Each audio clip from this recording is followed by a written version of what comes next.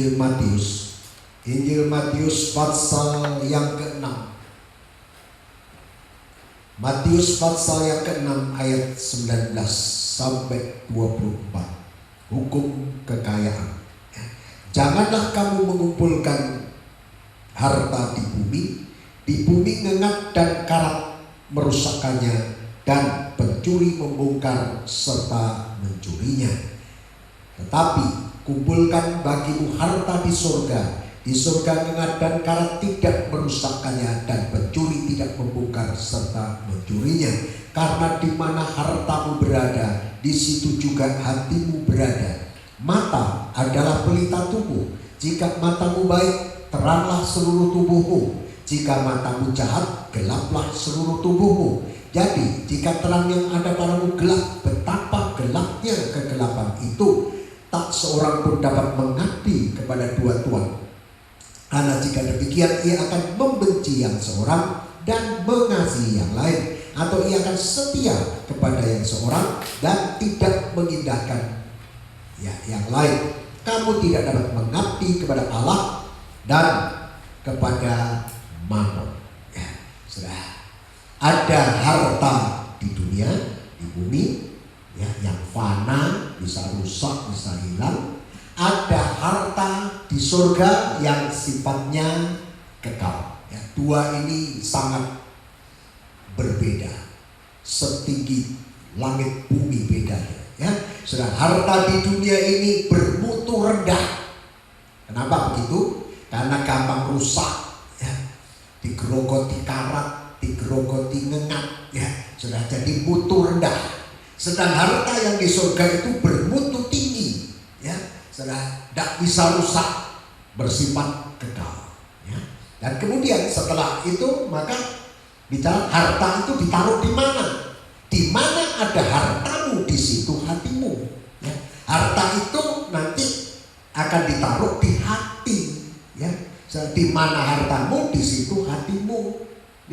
Kalau hati kita ini kita pakai nampung kekayaan yang fana, menampung kekayaan yang bisa rusak, dikhawatirkan. Nanti kalau kekayaan dunia musnah, hancur karena hukuman Allah, dikhawatirkan hati kita juga ikut rusak, ikut hancur, ikut binasa, seperti istri Lut. Sudah itu sebabnya, sudah kita harus hati-hati. Hati kita ini bukan untuk menyimpan harta yang fana, cukup simpan di gudang saja, saudara. Tetapi hati itu diisi kekayaan yang kekal. Itulah firman Tuhan. Hati ini untuk menampung pribadi Tuhan, bukan untuk diisi perkara-perkara yang bermutu rendah tadi, sudah emas perak dunia ini, sudah. Jangan kalau nanti binasa dalam tempo 1 jam Babel akan dibinasakan. Kehidupan yang menyimpan harta itu di hati-hati, dipakai untuk menampung harta dunia, akan ikut binasa. Tidak ada kerugian, melebihi kerugian, yaitu kalau hati jiwa manusia ikut binasa. Sehingga Tuhan katakan, apa untungnya kamu memperoleh seluruh dunia dengan segala kekayaannya, tetapi jiwanya binasa? Apa yang bisa dipakai untuk menggantikan jiwa ini? Bicara keselamatan, tidak ada untungnya. Sekalipun seluruh dunia diperoleh, tetapi jiwanya binasa. Nah itu dikhawatirkan begitu. Kalau hati ini untuk menyimpan kekayaan dunia, kalau nanti binasa, maka dikhawatirkan hati kita ikut binasa. Itu sebabnya Tuhan mau kita ini bisa menampung kekayaan yang tidak binasa, kekayaan yang kekal, saudara. Itulah firman Tuhan. Tuhan mau supaya kita menampung kekayaan ini. Hati kita diisi kekayaan surga, supaya kalau nanti dunia binasa, kita tidak ikut binasa. Nah itu setelah hati, maka Tuhan bicara soal mata. Ini urutannya. Setelah hati, Tuhan bicara soal mata. Mata ini pintunya. pintu penampungan harta itu hati, ya. Disimpan di hati, tapi pintunya itu mata, ya. Mata itu pintu, ya. Itu sebabnya mata ini harus tadi dikatakan diperhatikan. Jangan sampai mata ini, pintu ini menampung perkara yang kotor, perkara yang gelap masuk di hati, tersimpan di hati.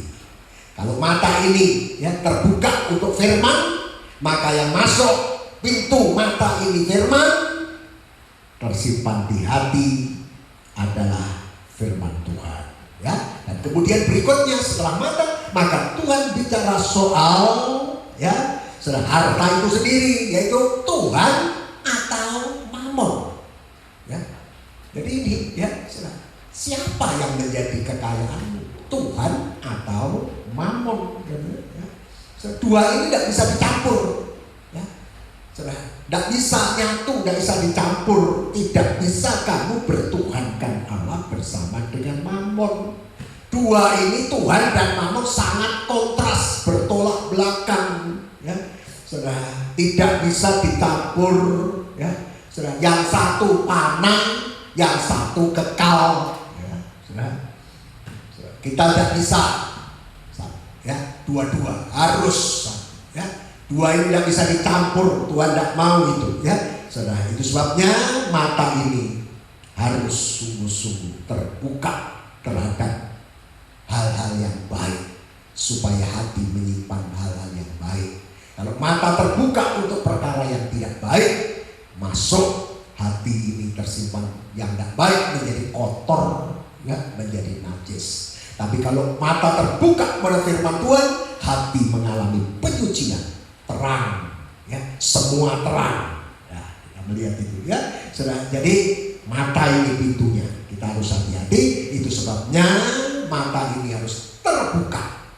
Kita bisa melihat, ya, terbuka terhadap apa? Terhadap firman. Terbuka pada pembukaan firman Allah, artinya jangan buta, ya. Mata ini jangan buta, gelap, ya. Tetapi mata ini dicelikkan untuk bisa melihat pembukaan firman Allah, ya. Karena ini berkaitan dengan keselamatan, ya. Karena jika mata tertutup terhadap firman, buta istilahnya, tidak bisa melihat pembukaan firman, maka itu tertutup bagi orang yang akan binasa. Jadi kaitannya dengan keselamatan, ya.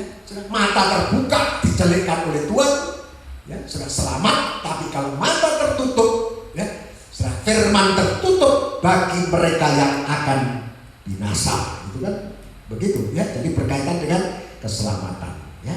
Kalau mata ini, ya, sudah tidak bisa melihat alias buta, tidak bisa melihat pembukaan firman Allah, ya, sudah, maka itu berakibat serius sekali, ya, sudah, yaitu akan binasa. Kenapa? Karena ditutup, dibutakan oleh berhala modern yang namanya mamon tadi, ya. Sudah, dibutakan oleh ilah zaman modern, ya, sehingga tidak bisa melihat cahaya Injil, ya. Pembukaan firman yang menampilkan wajahnya Kristus, ya. Firman yang dibukakan itu sebenarnya menampilkan satu pribadi, wajahnya Tuhan Yesus dalam kemuliaan. Tapi kalau mata dibutakan oleh mamon, ya, maka tidak bisa melihat cahaya terang firman ini, ya, yang menampilkan wajahnya Yesus, ya, dalam kemuliaan sebagai mempelai pria surga. Kenapa? Karena dibutakan, ya. Kita harus menjadi kehidupan Kristen, mohon, ya, semoga mata hatimu, pikiranmu jadi terang, dibuka untuk bisa melihat kekayaan yang sesungguhnya, melihat pembukaan firman Allah, ya, yang menampilkan wajah Kristus. Kalau pemberitaan firman Allah itu kita bisa tangkap, terima, ya, saudara, dan kita dibawa untuk memandang wajahnya, bukan hanya memandang pendeta, bukan hanya saudara terfokus pada yang lain, tetapi pemberitaan firman Allah itu membawa kita celik mata untuk sampai kita memandang pribadi Yesus, sampai kita dibawa menyembah kepada Dia. Itu yang Tuhan kehendaki, ya, saudara. Kita harus terbuka mata. Bukti terbuka mata ini kita tertarik untuk dengar firman, ya. bukti mata kita rohani jelek kan adalah tertarik dengan pembukaan firman. 2 Korintus pasal 4 kita baca ya. 2 Korintus pasal yang keempat ayat yang ke-3 dan 4 ya. Ya, atau ya ayat 3 ya. Jika Injil yang kami beritakan masih tertutup juga, maka ia tertutup untuk mereka yang akan binasa. Kalau Injil ini ya tertutup, maka itu tertutup bagi mereka yang akan binasa. Kenapa? 4, yaitu orang-orang yang tidak percaya, yang pikirannya telah dibutakan. Nah, ini mata dibutakan oleh ilah zaman ini ya, oleh berhala namanya Mamon tadi ya. Sehingga mereka tidak melihat cahaya Injil. Ini cahaya Injil ya, tentang kemuliaan Kristus yang adalah gambaran Allah atau wujud Allah. Sebab bukan diri kami yang kami beritakan. Paulus bukan memberitakan dirinya, menonjolkan dirinya ya saudara, tetapi Yesus Kristus sebagai Tuhan. Pemberitaan firman Tuhan itu yang ditampilkan adalah kehebatan pendeta itu, kehebatan pengkhotbah itu, atau seperti Paulus, bukan diri kami yang kami beritakan, tetapi Yesus Kristus sebagai Tuhan dan diri kami sebagai hamba-Mu karena kehendak Yesus. Kami ini hanya hamba-hamba saja. Sebab Allah telah berfirman, dari dalam gelap akan terbit terang. Ia juga yang membuat terangnya bercahaya di dalam hati kita, supaya kita beroleh terang dari pengetahuan tentang kemuliaan Allah yang nampak pada wajah Kristus. Nah ini ya. Jadi terang pembukaan firman Allah ini ya. Saudara, kalau mata terbuka, tidak buta, dibutakan oleh zaman modern, maka kita melihat pembukaan firman Allah, hati diterangi tadi kan ya, hati diterangi. Dalam gelap akan terbit terang. Ia juga yang membuat terangnya bercahaya di dalam hati kita ya, supaya kita beroleh terang dari pengetahuan tentang kemuliaan Allah yang nampak pada wajah Kristus. Saudara, ini firman, saya simpulkan ya, pembukaan firman ini sebenarnya menampilkan wajah Kristus. Ini terang firman ini. Kalau mata terbuka, hati diterangi. Tapi kalau mata dibutakan, hati tergelap. Karena ini pintunya mata ya. Saudara, kalau hati mata ini tertutup, buta, karena dibutakan oleh ilah zaman modern dari namanya Mamon, tidak bisa melihat cahaya Injil pembukaan firman Allah yang menampilkan wajah Kristus ya. Saudara, karena firman Tuhan tidak dibukakan menampilkan wajah Kristus, maka yang ditampilkan wajah-wajah yang lain ya. Saudara, maka hati tetap gelap, tidak diterangi begitu ya. Nah, Tuhan mau kita bisa melihat kekayaan ini. Ujung-ujungnya kekayaan itu hanya dua, Mamon yang fana binasa atau Tuhan yang kekal. Hatimu diisi Mamon atau Tuhan ya. Saudara, menjadi kekayaan di dalam kehidupan kita dalam bentuk firman-Nya, Roh Kudus-Nya, kasih-Nya ya. Saudara, oh Tuhan mau supaya kita memiliki mata yang terbuka terhadap firman Allah ya. Firman Allah itu membuat mata jadi terang ya. Saudara, karena Dia sendiri adalah terang ya. Allah itu terang. Itu sebabnya terang. Waktu Tuhan mencipta bumi, nomor 1 yang dicipta adalah terang. Artinya begini, firman itu hasilnya nomor 1 terang. Kalau firman bekerja, nomor 1 hendaklah jadi terang, maka terangnya. Demikian juga kalau mata kita terbuka terhadap firman Allah, nomor 1 apa yang terjadi? Kalau firman Allah kita terima, nomor 1 semua jadi terang. Nikah jadi terang, rumah tangga jadi terang, hidup muda jadi terang, hati kita jadi terang ya. Seperti waktu Tuhan mencipta langit bumi, keadaannya kacau ya. Tidak ada bentuknya, campur baur dalam terjemahan ya. Gelap gulita kosong. Tetapi begitu firman Roh Kudus bekerja, nomor 1 jadilah terang. Firman bekerja, nomor 1 terang. Kalau mata kita dicelupkan untuk melihat firman yang menampilkan wajah Yesus, nomor 1 perubahan terjadi apa? gelap dirubah jadi terang. Hati yang gelap diterangi. Nikah yang gelap diterangi. Rumah tangga yang gelap diterangi. Orang muda yang gelap hidupnya kacau, kosong, ya, semrawut, ya, saudara, tidak ada bentuknya, mulai dibentuk, mulai terang itu bersinar. Coba kita baca Kejadian pasal 1, karena firman ini kan sudah mencipta. Terang itu ciptaan pertama. Karena kenapa? Karena Allah sendiri adalah pribadi terang. Itu sebabnya dia mencipta nomor 1, terang yang dicipta, ya, saudara. Pada mulanya Allah menciptakan langit dan bumi ini, ya. Ayat 1 pasal 1, ya. Bumi belum berbentuk dan kosong, gelap gulita menutupi samudera raya, dan roh Allah melayang-layang di permukaan air. Berfirmanlah Allah, jadilah terang. Lalu terang jadi nomor 1. Firman Roh Kudus bekerja, maka terang bersinar. Karena dia sendiri ada, Allah adalah terang. Tidak ada kegelapan dalam dia. Sebabnya waktu dia melihat bumi kacau, tidak ada bentuknya, kosong, gelap gulita, firman Roh Kudus bekerja, nomor 1, terang, ya. Demikian juga sejak jatuh dalam dosa, banyak nikah kacau, banyak nikah manusia campur baur, tidak ada bentuknya.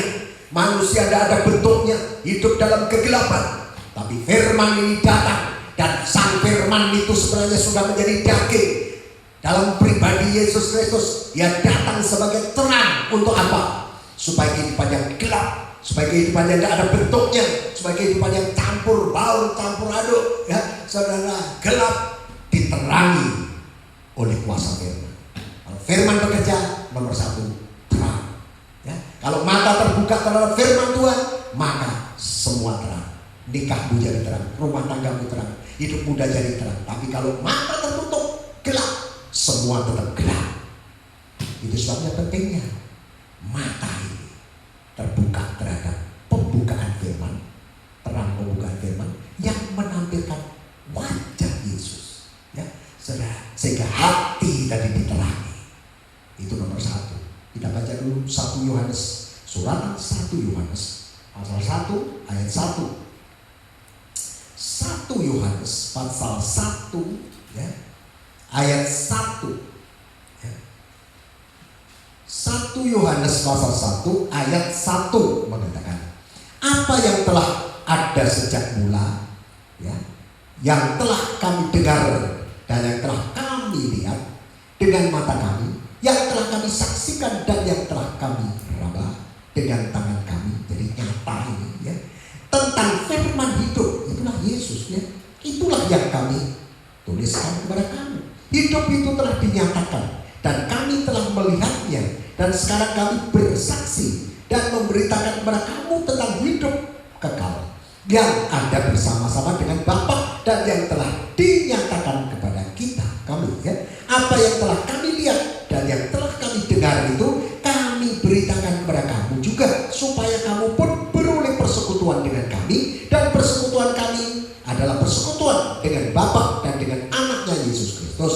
Dan semuanya ini kami tuliskan kepada kamu supaya sukacita kami menjadi sempurna. 5. Dan inilah berita yang telah kami dengar dari Dia dan yang kami sampaikan kepada kamu, Allah adalah terang, ya, dan di dalam Dia sama sekali tidak ada kegelapan, ya.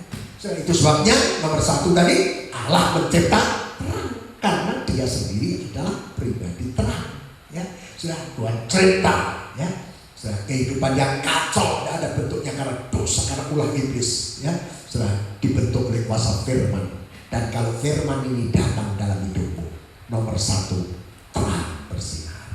Jika matamu baik, tadi dikatakan mata baik itu apa? Kita pakai baca firman. Mata baik itu apa? Mata baik itu berarti tertarik firman. Mata baik itu artinya tidak buta, bisa melihat pembukaan firman Allah, maka semuanya jadi terang. Jika matamu baik, maka teranglah seluruh tubuhmu, ya. Jadi kalau mata ini jadi baik, terang semua. Tapi kalau mata tidak baik, gelap, ya.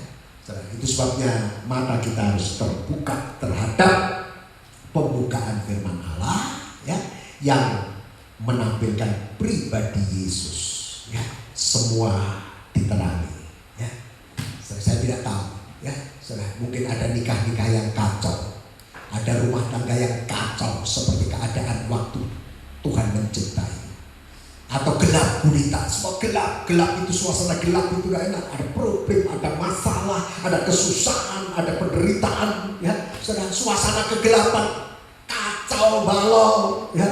Campur baur, gak ada bentuknya, ya. Kalau engkau pada pagi hari terbuka terhadap firman, mata dicelikan untuk melihat firman Allah, maka firman itu nomor satu mencipta terang, merubah gelap itu jadi terang. Firman itu kuasa mengubah, mencipta, ya.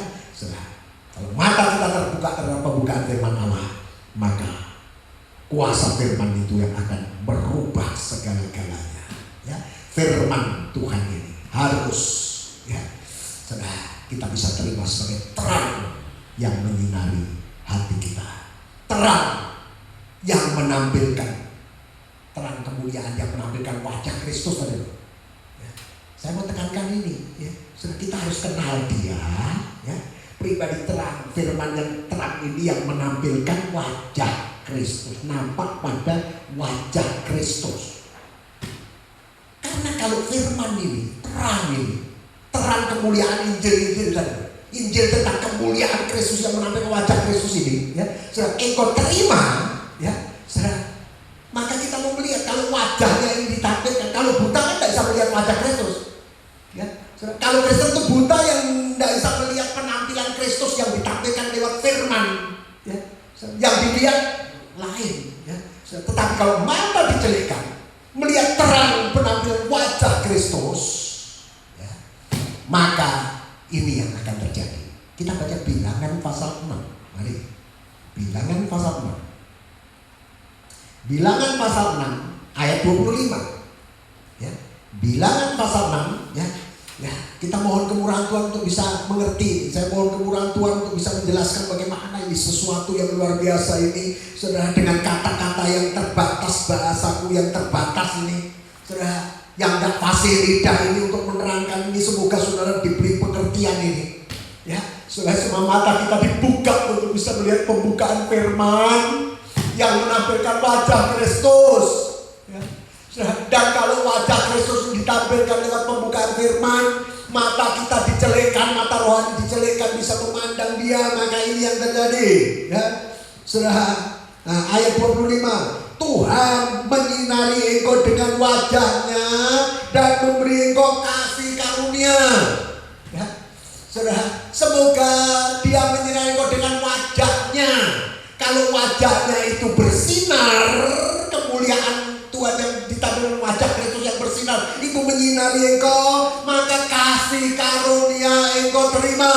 Semoga pagi ini kasih karunia Tuhan dilimpahkan atas hidupmu, bukan hanya sekedar salam, ya. Semoga berkat Tuhan, kasih karunia Tuhan, ya, menyertai engkau, tetapi sungguh-sungguh kasih karunia itu hadir dalam hidupmu, dalam hatimu, dalam nikahmu, rumah tanggamu, karena engkau disinari oleh wajah Kristus yang ditampilkan lewat pembukaan firman pada pagi hari ini, ya. Sudah kasih karunia, Tuhan menyinari engkau dengan wajahnya dan memberi engkau kasih karunia. Tuhan menghadapkan wajahnya kepadamu dan memberi engkau damai sejahtera. Saudara, ada damai. Semoga damai sejahtera, kasih karunia menyertai kamu sekalian, ya. Rasul Paulus selalu begitu, ya. Saudara, salam damai sejahtera. Semoga kasih karunia damai sejahtera melimpah atas hidupmu, ya. Setiap kali, ya, saudara, salam itu, ya. Semoga kasih karunia Allah, damai sejahtera Allah, ya, saudara, dilimpahkan atas hidupmu, ya. Awal khotbah selalu ada kata-kata itu maksudnya supaya ini loh, wajah Tuhan dihadapkan di hadapanmu, ya, dan engkau menikmati damai sejahtera. Wajah Tuhan menyinari hidupmu dan engkau dapat kasih karunia, ya, damai sejahtera dinikmati oleh kehidupan yang memandang penampilan wajah Tuhan dihadapkan di hadapanmu, disinarkan dalam nikahmu, rumah tanggamu. Semoga wajahnya disinarkan pada pagi hari ini dalam kehidupan kita. Haleluya. Jangan matamu tertutup. Karena kalau mata tertutup tidak bisa melihat terang Injil kemuliaan yang menampilkan wajahnya Kristus, maka itu tertutup bagi mereka yang akan binasa. Karena kalau tertutup tidak bisa memandang wajah Tuhan, berarti tidak mendapat kasih karunia dan damai sejahtera. Ya. Semoga kasih karunia, damai sejahtera. Sekali ini saya baca tekan-tekan, Tuhan menyinari engkau dengan wajahnya, ya, dan memberi engkau kasih karunia. Yang pertama. Yang kedua, Tuhan menghadapkan wajahnya kepadamu dan memberi engkau damai sejahtera. Jelas ya, kasih karunia, damai sejahtera. Ya, dihadapkannya wajahnya kepadamu, disinarkannya wajahnya, ya. Dan wajah Yesus itu, ya, jangan cari di gambar, ya, saudara. Saya tidak melarang saudara ada gambar itu apa, Tuhan Yesus itu, ya. Tapi cari ini wajah ini ditampilkan lewat bukan gambar, tapi ditampilkan lewat firman yang dibukakan, lewat mata yang dicelekkan melihat pembukaan firman yang hanya menampilkan wajah Kristus. Mulai dari perjanjian lama terus, kitab Taurat, nabi-nabi bicara soal Yesus, ya. Musa, nabi-nabi itu Taurat semua menunjuk pada pribadi Kristus yang akan datang. Kemudian perjanjian baru menampilkan Yesus yang sudah datang. Bahkan Wahyu itu Yesus yang akan datang kembali. Semua dari Wahyu, kitab Kejadian sampai Wahyu sebenarnya menampilkan satu pribadi Kristus yang akan datang. Yang di dalam kitab Kejadian digambarkan seperti binatang yang disembelih untuk menutup ketelanjangan Adam dan Hawa. Masih berupa bayangan-bayangan. Oh, itu dilimpahkan. Kemudian Taurat diberikan. Binatang-binatang disembelih untuk menghapus dosa manusia. Itu bayangan-bayangan sampai Tuhan Yesus datang sebagai anak domba Allah yang sudah disembelih. Ya. Setelah dia datang dalam kemuliaannya, ini semua menampilkan pribadi Yesus. Dan ini yang diberitakan Rasul Paulus. Kalau Injil yang kami beritakan ini tertutup bagi mereka yang akan binasa, sebab dibutakan oleh ilah zaman ini, ya, yang namanya tadi Mamon, ya. Sudah itu sebabnya kita mohon kemurahan Tuhan. Rasul Paulus berkata, semoga mata hatimu dijelekkan, bisa memandang penampilan pribadinya. Pada pagi hari ini, semoga saya dan saudara mohon Tuhan jelekkan mataku, supaya bisa memandang pribadimu, ya, kemuliaanmu yang demikian rupa. Memandang wajahmu, hadapkan wajahmu kepadaku Tuhan, dan kami menikmati damai sejahtera. Sinarkan wajahmu kepadaku Tuhan, dan kami mendapat kasih karunia. Tidak ada kasih karunia, tidak ada damai sejahtera di luar Yesus. Hanya di dalam Kristus yang ditampilkan lewat firman ini, ya. Saudara, kita menikmati, ya, saudara, damai sejahtera dan kasih karunia, ya. Saudara, saya pikir masuk ke bilangan, ya, memandang kiranya dia menghadapkan wajah, ya, ya. Kiranya, ya, wajahnya bersinar menyinari hatimu, ya, sudah. Memandang wajah, mari saya pokoknya, itu berarti wajah itu di kepala, ya. Artinya kalau Injil itu menampilkan wajahnya Kristus, ya, sudah. Maka Tuhan mau supaya mata kita dijelekkan untuk kita bisa memandang, bisa mengenal pribadi Dia sebagai kepala, ya, sudah. Lebih mengenal lagi, khusus spesial, lebih mengenal, makin mengenal khususnya Dia sebagai kepala, ya. Nah, kita mohon supaya dijelekkan bisa memandang Yesus, kenal Yesus sebagai kepala ini yang menyinarkan wajah, ya, untuk memberi kita kasih karunia dan damai sejahtera. Efesus 1 ayat 18. Mari Efesus pasal 1 ayat 18. Suratan Efesus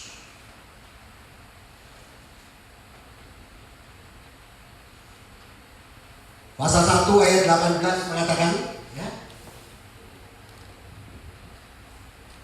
dan supaya ia menjadikan mata hatimu terang. Nah,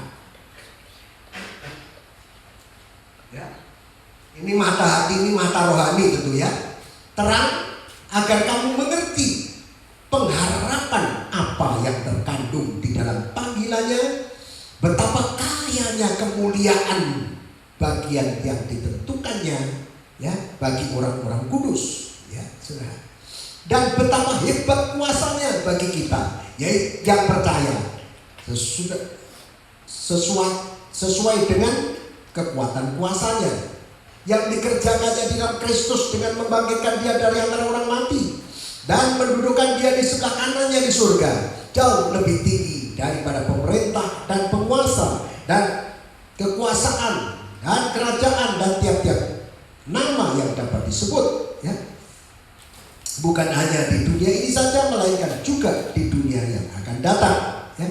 Dan segala sesuatu telah diletakkannya di bawah kaki Kristus, dan dia telah diberikannya kepada jemaat sebagai kepala dari segala sesuatu. Jemaat yang adalah tubuhnya, ya, yaitu kepenuhan dia yang memenuhi semua dan segala sesuatu. Kristus diberikan kepada jemaat sebagai kepala. Semoga mata hatimu jadi terbuka. Ini mata rohani terbuka, bisa melihat kekayaan surga ini, ya. Bukan mamon tetapi pribadi Tuhan, ya. Pribadi Tuhan yang ditampilkan lewat terang Injil kemuliaan, yang menampilkan wajah Kristus. Dia dalam kemuliaan sebagai kepala, gitu loh. Sebagai kepala itu sebagai suami, sebagai mempelai pria surga, ya. Ini yang harus kita kenal. Tuhan mau kita mengenal ini, ya. Sudah pengenalan yang ditingkatkan sedemikian rupa, mengenal dia, sudah Kristus bukan hanya sekedar tabib yang bisa menyembuhkan, bukan sekedar yang bisa membuat mujizat. Betul, itu semua tidak salah, betul.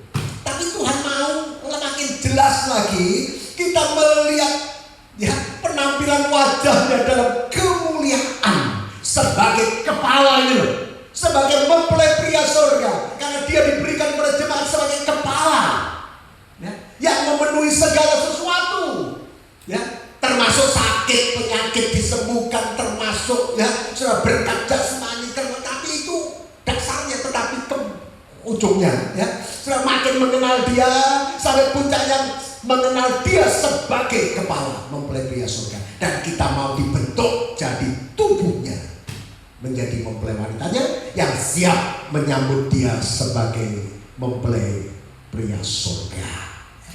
Jadi jelas, ya, semua menampilkan Yesus sejak awal perjanjian lama, ya. Saudara, itu menampilkan pribadi Yesus. Musa, nabi-nabi, Musa itu mewakili Taurat, nabi-nabi itu semua dari kitab Musa, nabi-nabi itu bercerita tentang aku, kata Tuhan, tapi engkau tidak percaya, ya. Tuhan mengatakan itu dalam Yohanes, ya, dari Musa, kitab Taurat, nabi-nabi itu semua menunjuk pribadi Yesus, ya. Bisa berbicara tentang pribadi Yesus yang akan datang. Perjanjian lama itu bentuk bayangan, tapi perjanjian baru itu Yesus sudah datang dengan wujud yang sesungguhnya, ya. Kalau kita lihat bayangan, ya, saudara, bukan salah, ya, saudara, tapi belum jelas, ya, saudara. Tapi kalau perjanjian yang sesungguhnya datang itu jelas. Ini loh, kita harus mengenal perjanjian lama, Taurat, Nabi itu membawa kita kepada wujud yang sesungguhnya. Pengenalan kita harus meningkat sampai mengenal sebagaimana yang semestinya, mengenal dia sebagai kepala, dan puncaknya nanti pengenalan sempurna itu saat kita berjumpa muka dengan dia. Kita mengenal dia dalam keadaan yang sebenarnya. Pengenalan kita belum sempurna sekarang, tapi kita mengarah ke sana, gitu loh, ya. Jadi pengenalan kita harus ditingkatkan sedemikian rupa, ya. Perjanjian lama waktu diberikan Taurat lah, atau diberikan kepada Musa, itu saja sudah disertai kemuliaan. Firman yang diberikan kepada Musa, Taurat dalam 2 loh batu, itu disertai kemuliaan sampai wajah Musa bercahaya. Tapi wajah yang bercahaya itu karena Israel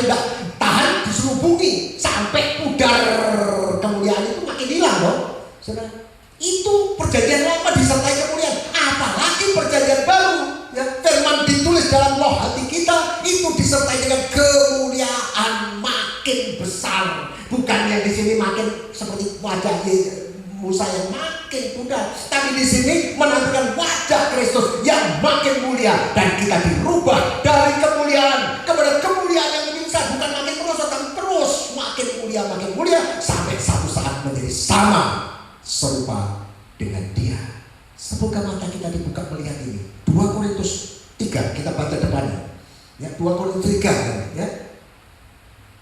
Ayat yang ke-6.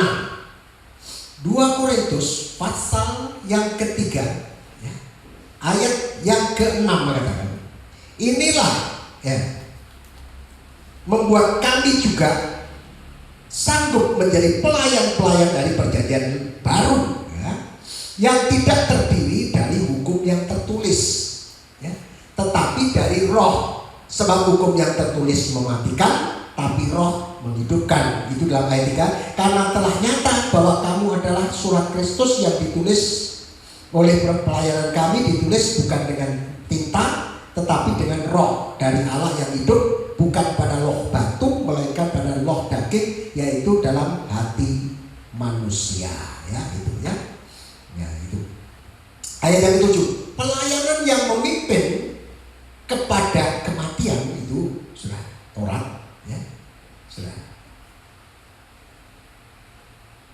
Pada kematian terukir dengan huruf pada loh batu. Namun demikian kemuliaan Allah menyertainya waktu ia diberikan. Sebab sekalipun pudar juga cahaya muka Musa, ini wajah Musa ya, begitu cemerlang karena berjumpa dengan Tuhan. Sehingga mata orang-orang Israel tidak tahan menatapnya. Jika pelayanan itu datang dengan kemuliaan yang demikian, betapa lebih besarnya lagi kemuliaan yang menyertai pelayanan roh. Sebab jika pelayanan yang memimpin kepada penghukuman, karena Taurat itu hanya jangan berzina, kalau berzina dihukum lempar batu sampai mati, begitu ya. Sedang itu mulia, betapa lebih mulianya lagi pelayanan yang memimpin kepada pembenaran. Bukan hanya hukum, tapi kita diberi kesempatan dibenarkan. Ini perjanjian baru. Sebenarnya apa yang dahulu dianggap mulia, jika dibanding dengan kemuliaan yang mengatasi segala sesuatu, itu sama sekali tidak mempunyai arti. Ini kemuliaan yang lebih besar di perjanjian baru ini ya. Sebab jika yang pudar itu disertai dengan kemuliaannya, maksudnya muka Musa yang pudar itu makin hilang itu ya, sudah itu disertai dengan kemuliaan, betapa lebihnya lagi yang tidak pudar itu disertai kemuliaan. Karena kami mempunyai pengharapan yang demikian, maka kami bertindak dengan penuh keberanian. Tidak seperti Musa yang menyelubungi mukanya, supaya mata orang-orang Israel jangan melihat hilangnya cahaya sementara itu. Tetapi pikiran mereka telah menjadi tumpul, sebab sampai pada hari ini selubung itu masih tetap menyelubungi mereka. Jika mereka membaca perjanjian lama itu tanpa disingkapkan, karena hanya Kristus saja yang dapat menyingkapkannya. Jangan membaca dengan selubung ini, ya, tapi harus dibuka. Ya, hanya Kristus yang bisa membuka, menyingkapkannya. Bahkan sampai pada hari ini, setiap kali mereka membaca kitab Musa, ada selubung yang menutupi hati mereka.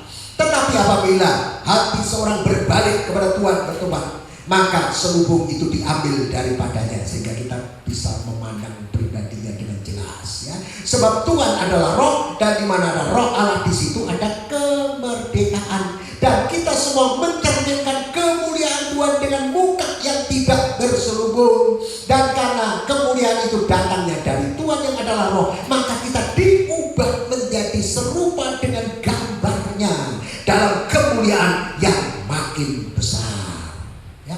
Saudara, kita akan dirubah ya, seperti wajahnya, seperti gambarnya, seperti wujudnya, penampilannya ya, dalam kemuliaan.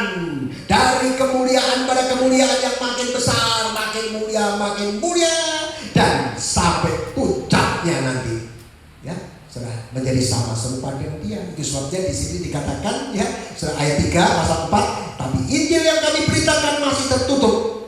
Ya, maka ia tertutup bagi mereka yang akan binasa, yaitu orang-orang yang tidak percaya, yang pikirannya telah dibutakan oleh ilmu zaman ini, sehingga mereka tidak melihat cahaya Injil tentang kemuliaan yang adalah gambaran Allah. Ayat 6, sebab Allah yang telah berfirman, dari dalam gelap akan terbit terang, ia juga yang membuat terang yang percaya dalam hati kita, supaya kita beroleh terang dari pengetahuan tentang kemuliaan Allah yang nampak pada wajah Kristus.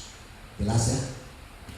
Ya, sudah perjanjian lama ada seluruh, ya, sudah. Tapi kalau Yesus menyingkap semua, sehingga bayangan-bayangan menjadi kenyataan, sehingga menjadi jelas. Semoga mata hatimu dibuka, jangan dibutakan oleh ilah zaman ini, ya. Sudah, oh kita mau, ya, mata kita terbuka, ya, sudah bisa memandang pribadi Yesus yang ditampilkan lewat firman-Nya, ya, sudah menjadi jelas dalam kemuliaan, dan kita berubah dari kemuliaan kepada kemuliaan, dirubah makin mulia, semakin mulia Dia mengubahku, ubahku, ya, menjadi serupa dengan wujudnya, ya, ya, sudah kita diubah makin mulia, makin mulia. Oh, hari ini harus lebih baik dari kemarin. Tahun depan harus lebih baik, makin disucikan, makin mulia. Kenapa? Karena ada contohnya, wajah yang kita lihat lewat penampilan pribadinya Yesus. Ya, wajah Yesus ditampilkan dan kita dirubah sama seperti Dia, sampai puncaknya kita menjadi sama serupa dengan pribadinya. Ya, di dalam dirubah, nanti di luar dirubah. Ya, kita harus mengenal Dia, ya, yang ditampilkan, ya, sebagai kepala dalam kemuliaannya, ya, dan kita harus sungguh-sungguh, ya, makin mengenal Dia, makin mengenal Dia, ya. Saya kembali kepada kemarin minggu lalu, masih ingat Tuhan menyembuhkan orang buta. Kita ulang ini, ya. Saya cerahkan lebih lagi, ya. Waktu Tuhan melihat orang buta, ya, orang buta itu tidak kenal siapa Yesus, ya. Tetapi kemudian dia diludahi matanya oleh Tuhan dan ditumpangi tangan oleh Tuhan. Ludah firman Tuhan, tangan kuasa Roh Kudus bekerja, maka orang buta itu dicelekkan, ya. Waktu dicelekkan, apa yang kau melihat? Aku melihat Tuhan, aku melihat orang, karena mereka bergerak, karena mereka berjalan seperti pohon yang berjalan. Sudah bisa melihat kan? Tapi belum jelas. Itu sebabnya untuk kedua kalinya Tuhan tumpangkan tangan kepada orang buta ini, ya. Dan kemudian apa yang kau lihat? Aku melihat jelas, sehingga orang buta itu melihat dengan jelas. Ini loh maksudnya. Sudah. Lewat firman Roh Kudus yang ditampilkan ini, kita mau dirubah makin jelas, pengenalan kita harus makin jelas, bisa memandang wajahnya dalam kemuliaan makin jelas, dan kita dirubah, ya, menjadi sama dengan Dia, ya. Itu di dalam Markus pasal 8. Kita ulang baca, ya. Mari kita ada waktu sedikit, saya mau lanjut sedikit ini soal ini, ya. Markus pasal 8, ya, ayat yang ke-22 itu, ya, sudah. Nah, ayat 23, Pak. Yesus memegang tangan orang buta itu dan membawa dia keluar kampung. Lalu ia meludahi mata orang itu dan meletakkan tangannya atasnya dan bertanya, "Sudahkah kau lihat sesuatu?" Orang itu memandang ke depan lalu berkata, "Aku melihat orang, sebab melihat mereka berjalan-jalan tetapi nampaknya seperti pohon-pohon." Yesus meletakkan lagi tangannya pada mata orang itu, maka orang itu sungguh-sungguh melihat dan telah sembuh, sehingga ia dapat melihat segala sesuatu dengan jelas. Sesudah itu Yesus menyuruh dia pulang ke rumahnya dan berkata, "Jangan masuk ke kampung." Nomor 1, kalau engkau sudah dicelekkan matamu, pulang rumah. Jadi saksi mulai di rumah. Seringkali, ya, sudah dicelekkan mata, bersaksi, tapi di rumah, ya, harus jadi saksi itu mulai jadi terang dari rumah dulu. Tuhan katakan, ya, sebelum keluar dari rumah dulu. Jadi kesaksian kasihan. Ya, saudara, orang melihat dulu buta, sekarang melihat dulu aku buta. Ya, serta ku tersesat, sekarang balik dan melihat. Ya, saudara, suami bisa melihat dulu buta, sekarang melihat. Istri bisa melihat, anak orang tua bisa melihat dulu buta itu dalam kegelapan, dulu hidupnya kacau, ya. Tapi firman datang semua jadi terang. Mata dibuka, kalau matamu baik maka teranglah seluruh tubuh. Nikah jadi terang, rumah tangga jadi terang, nomor satu, ya. Semua jadi terang. Nah, ini orang buta ini 2 kali, ya, dijawab oleh Tuhan, ya. Melihat samar-samar pertama. Tapi kemudian yang kedua, melihat dengan jelas, ya, lewat Injil, lewat berita, ya. Setelah pertama kita boleh dikenalkan dulu buta sama sekali, kita hidup dalam kegelapan. Tapi setelah dengar Injil, ya, setelah kabar baik tentang Injil, ya, tentang Yesus, kita menjadi percaya, kita bertobat, dibaptis, kita kenal Yesus luar biasa. Dialah juru selamatku, ya. Setelah sakitku disembuhkan. Ya, sudah dulu hidup kacau, dirubah, mengalami kelepasan, itu baik. Tetapi mari Tuhan mau kita dididik lanjut dalam pengajaran, supaya pengajaran ini menampilkan Injil kemuliaan tentang Kristus, yang menampilkan wajah Kristus ini. Saudara, kita dibawa pengenalan kita makin jelas, memandang wajahnya makin jelas, wajah yang menyinari kita, wajah yang dihadapkan kepada kita. Kita mendapat kasih karunia damai sejahtera. Kita mengenal Dia yang ditampilkan lewat wajahnya ini, yaitu Dia sebagai kepala gereja, sebagai mempelai pria surga, ya, mengenal dengan sempurna. Filipi pasal 3. Pengenalan kita ini harus meningkat, ya. Saudara, Ibrani mengatakan, ya, saudara, mari kita tinggalkan asas-asas pertama. Pengenalan akan Kristus, pertobatan, baptisan, iman, hidup kekal itu, ya. Lanjutkan kepada kesempurnaan. Itu Ibrani 6, ya. Lanjutkan kepada kesempurnaan, ya. Dilanjutkan kepada kesempurnaan, ya, saudara. Kita punya panca indera yang terlatih jadi dewasa rohani, termasuk mata kita terbuka ini, ya. Filipi pasal yang ketiga, suratan Filipi pasal 3 ayat yang ke-10, ya, mulai 10, ya.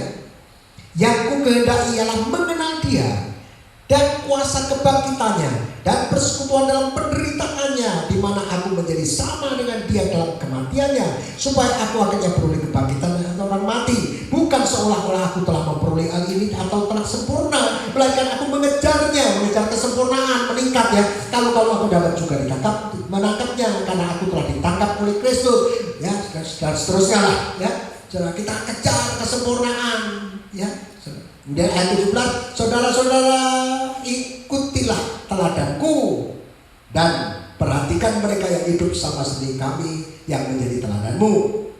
Karena seperti yang telah kerap kali kukatakan padamu, dan yang kukatakan pula sekarang sambil menangis, banyak orang yang hidup sebagai seteru salib Kristus. Kesudahan mereka ialah kebinasaan, Tuhan mereka ialah perut mereka, kemuliaan mereka ialah aib mereka. Bertuhankan perut ini, mamon ini. Pikiran mereka semata-mata tertuju kepada perkara dunia, matanya dibutakan hanya lihat yang jasmani saja, yang rohani tidak. Tetapi ayat 20 mengatakan, karena kewarganegaraan kita adalah di dalam surga, dari situ kita menantikan Tuhan Yesus Kristus sebagai juru selamat yang akan mengubah tubuh kita yang hina ini sehingga serupa dengan tubuhnya yang mulia menurut kuasanya yang dapat menaklukkan segala sesuatu kepada dirinya.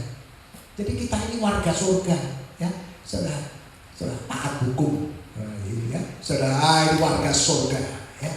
Kita akan dirubah, tubuh kita akan dirubah jadi sama dengan Dia. Tapi dimulai dari sekali di dalam, diterangi, hati kita disinari, diterangi, makin dirubah dari kemuliaan kepada kemuliaan. Saudara, orang buta ini dijelekkan itu supaya apa? Ya, supaya mengenal Yesus, supaya bisa melihat wajahnya Yesus. Kalau saudara kita ini bangsa lain dulu hidup dalam kegelapan, ya, tidak mengenal Allah, tetapi oleh kemurahan Tuhan kita dicelekkan, maksud Tuhan apa menjelekkan mata hatiku, mata hatimu? Supaya kenal Dia dan supaya bisa menyembah Dia. Saya masih belum terangkan ini ke depan nanti, karena ini kaitannya dengan penyembahan, ya saudara. Tapi ini dulu, kenal Dia dulu. Dan untuk dicelekkan mata itu supaya kita kenal Dia pribadinya, mengenal dengan sebenarnya. Coba kita baca Markus pasal 8, lanjut tadi ya. Markus pasal 8, kita kembali dalam Markus pasal 8 tadi ya. Ayat 22 sampai 26, orang buta itu dicelekkan matanya dengan jelas. Dari samar-samar kenal makin jelas. Itu sebabnya ada kegeraan Roh Kudus hujan awal, ada kegeraan Roh Kudus hujan akhir. Maksudnya apa? Supaya gereja mengenal Dia makin jelas, makin jelas. Tuhan memberikan kegeraan Roh Kudus hujan awal dan hujan akhir. Hujan awal kita juga mengenal Dia, ya saudara. Dia sudah datang dalam dunia, ya saudara, sebagai anak domba yang disembelih. Tapi lanjut kita harus mengenal Dia sebagai anak domba yang akan datang sebagai mempelai pria surga. Ada pemecahan rohani kedua 2 kali, 5 roti dan 7 roti. 5 itu angka salib, berita salib untuk menjangkau jiwa-jiwa supaya kenal Yesus, ya, supaya bertobat, supaya diselamatkan. Tapi 7 itu angka kesempurnaan. Roti itu firman, yaitu berita kesempurnaan yang membawa kita masuk di dalam ruangan kudus, ya saudara. Kalau 5 roti itu untuk 5.000 itu angka global luas tabernakel ini. 5 roti itu berita salib, korbannya Kristus untuk menjangkau jiwa-jiwa masuk menjadi warga surga di sini. Tapi 7 roti itu firman kesempurnaan, ya saudara, yang menampilkan wajah Kristus dalam kemuliaan itu, membawa kita untuk 4.000 orang itu segi 4 dalam ukuran 1.000 ini, 4.000 ini segi 4 dalam ukuran itu membawa kita masuk dalam ruangan maha suci itu, ya saudara. Makin jelas seperti penumpakan tangan pertama sudah bisa melihat, sudah mulai, tapi masih samar-samar. Perlu pekerjaan kuasa firman Roh Kudus berikut dan makin jelas untuk membawa kita mengenal Dia sebagai mempelai pria surga, mengenal dengan jelas, dengan sempurna, ya. Nah, orang buta ini dicelekkan apa? Supaya kalau kita dicelekkan matanya supaya mengenal Yesus dengan benar gitu loh. Mari mohon kemurahan Tuhan. Jangan sudah, oh saya sudah lihat tapi masih sama-sama sudah merasa lihat, ya. Perlu dicelekkan makin jelas, ya. Pengenalanku belum sempurna kata Rasul Paulus, tapi kita akan mengenal Dia nanti sampai sempurna, ya. Kita akan dirubah dari kemuliaan pada kemuliaan sampai menjadi sama serupa dengan wajahnya nanti, ya. Ini tahap-tahap ini rohani yang harus meningkat pengenalan kita ini. Orang buta ini disembuhkan. Begitu Tuhan menyembuhkan orang buta, kita baca ayat 27. Kemudian Yesus berkata pada murid-muridnya, berangkat ke Ambon dan seterusnya, ya saudara. Dan kemudian ayat yang ke ke kampung-kampung di sekitar Kasar Bebe, di tengah jalan dia bertanya kepada murid-muridnya, ya, kata orang, siapa aku ini? Nah ini setelah orang buta dijelekkan, Tuhan bicara ini, siapa aku ini? Pengenalanmu sampai di mana? Siapa aku ini? Dan mereka ada yang mengatakan Yohanes Baptis, ada juga yang mengatakan Elia, ada juga yang mengatakan seorang dari para nabi termasuk Musa, Elia, ya. Ia bertanya kepada mereka, tapi apa katamu? Siapa aku ini? Maka jawab Petrus, engkau adalah Mesias. Lalu Yesus dan seterusnya melarang mereka dengan keras supaya jangan memberitakan kepada siapapun tentang Dia, ya. Sudah, kita harus mengenal Dia, ya. Bukan hanya seperti Elia dia, pembuat mujizat luar biasa, bisa mendatangkan api dari langit itu Elia, ya.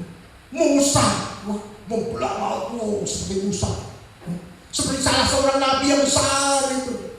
Tapi menurut kamu siapa? Engkaulah Kristus Mesias, engkaulah yang diurapi, engkaulah kepala. Setelah engkaulah mempelai pria, engkaulah sang kepala, ya. Yang diurapi engkau kepala, ya. Engkau mempelai pria surga. Pengenalan kita ini harus, ya, sedemikian rupa, ya. Lalu kita bisa memandang pribadinya, kekayaan yang luar biasa. Mata terbuka, hati menampung pribadi Tuhan. Ya, ini yang benar. Jangan mata tertutup sehingga yang tertampung di hati adalah perkara-perkara dunia. Kemudian ayat yang berikut Tuhan katakan, ayat yang ke-37. Karena ya, ayat yang ke berapa? 36 coba ya. Markus 8 ayat 36. Apa gunanya seorang memperoleh seluruh dunia, ini kekayaan dunia yang mana itu, tetapi kehilangan nyawanya? Kenapa?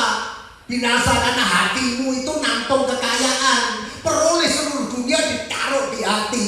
Dunia binasa, hati ikut binasa. Apa gunanya seorang memperoleh seluruh dunia tapi ia kehilangan nyawanya? Karena apa yang dapat diberikan sebagai ganti nyawanya? Hidupmu, keselamatanmu itu lebih penting dari harta dunia. Itu sebabnya mari mohon mata dibuka bisa melihat kekayaan yang sesungguhnya, supaya hati ini diisi kekayaan yang sesungguhnya ya. Tapi kalau mata tertutup, maka yang tersimpan itu hanya perkara-perkara yang dunia. Dan kalau nanti dunia binasa, sekalipun peroleh seluruh dunia, nanti dunia binasa, hati ikut binasa, jiwa ikut binasa. Itu sebabnya pentingnya di sini mata kita dijelekkan oleh Tuhan, mengenal pribadinya dengan benar, bisa melihat kekayaan yang sesungguhnya dalam pribadi Tuhan, dan hati terbuka terhadap pribadi Tuhan. Kita bisa menyembah, bisa mengagungkan Dia. Tuhan memberkati. Ya, sekarang mari kita mau datang, kita merendahkan diri. Ya, oh kepada Tuhan, kita mohon kemurahan Tuhan. Haleluya. Terpuji nama-Mu Tuhan. Kita mau renungkan firman Allah bersama.